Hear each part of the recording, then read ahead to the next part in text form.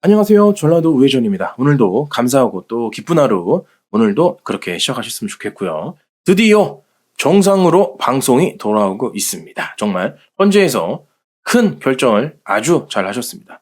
당연한 상식으로 결정을 하셨는데 불구하고 안타깝게도 역시나 좌편향된 헌재 판사 무려 4명이나 나왔기 때문에 굉장한 저는 충격을 받지 않을 수 없었습니다. 자, 헌재 이준숙 방송통신위원장 탄핵 기각됐습니다. 일단 직무를 복귀했고요.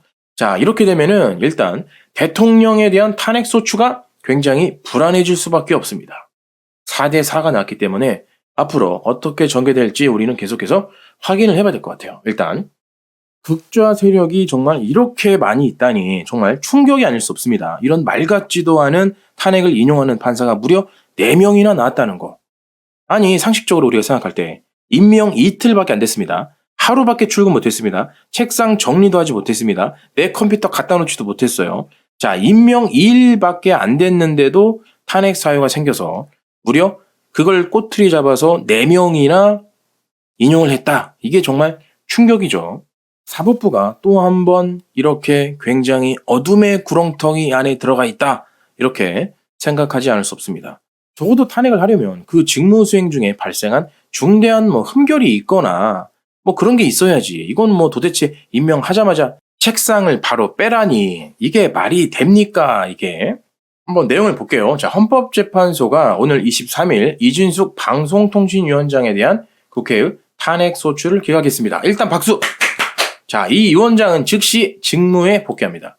재판관 8명 중 김영두, 정영식, 김복형, 조한창 재판관은 기각 의견을 보냈고 문영배, 이미선, 정정미, 정계선 재판관은 인용 의견을 냈습니다. 사실 조금 불안했어요. 김영두 약간 좀 불안했거든요. 그리고 조한창도 약간 불안했습니다.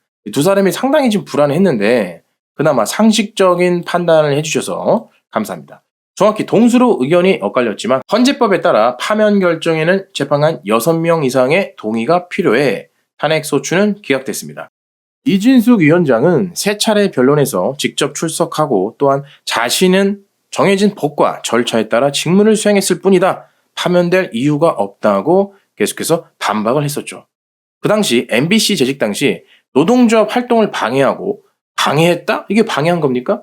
불법을 저지르고 가짜뉴스를 만들어내는 노동조합을 당연히 방해해야 되는 게 맞는 거죠.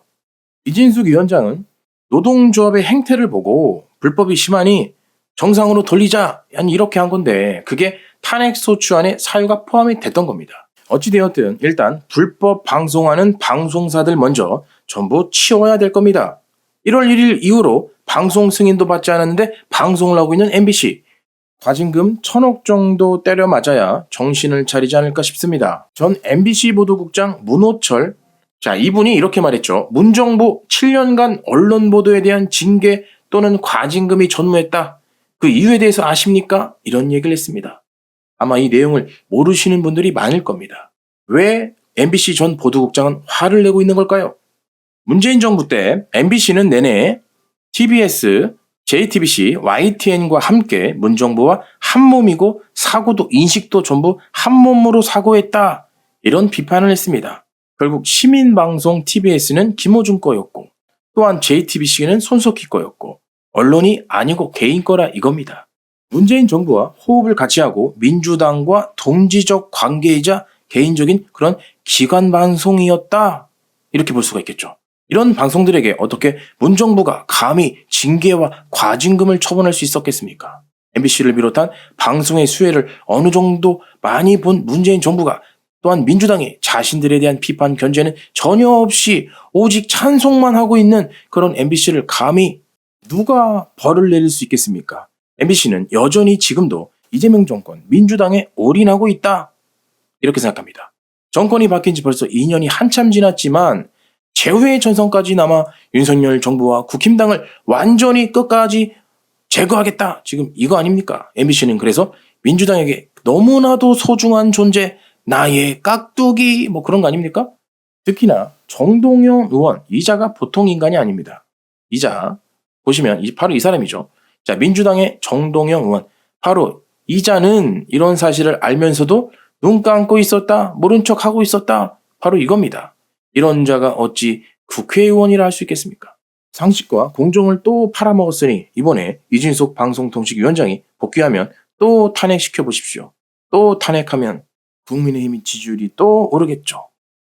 그동안 민주당은 탄핵 정치에 이어 방송 마비 정치까지 하며 대한민국의 방송과 법치를 송두리째 엎어버리고 있었습니다. 다행히도 이번에 헌재의 결정으로 그나마 이진숙 방송통신위원장이 돌아옵니다. 자, 문호철 전 MBC 보도국장은 또 이런 말을 했었죠. 이것이 바로 오늘날 공영방송의 탈을 쓴 MBC이다.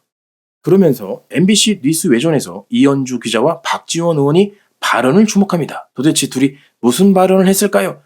정말 몰상식한 발언을 했기 때문이죠. 바로 이런 내용입니다. 우리 야권, 우리 민주당이 잘하고 있다. 저는 그렇게 보고를 드립니다. 박지원 의원이 이렇게 얘기합니다. 자, 이현주 앵커가 더 잘해주기를 기대하면서 오늘 말씀 여기까지 들어야 될 것 같네요. 박지원 의원이 또 MBC가 지금처럼 잘 보도해주면 우리가 또 이깁니다. MBC 화이팅! 감사합니다. 네, 열심히 하겠습니다. MBC가 지금까지 잘 보도해주면 우리 민주당이 이깁니다. 우리 호남 사람들을 더 구워 삶을 수 있습니다. 더 속여 먹을 수 있습니다. 뭐 지금 이런 거 아니겠습니까? 이게 바로 오늘날 MBC 공영방송의 탈을 쓴 MBC가 아닌가 이렇게 생각해 봅니다. 감사합니다.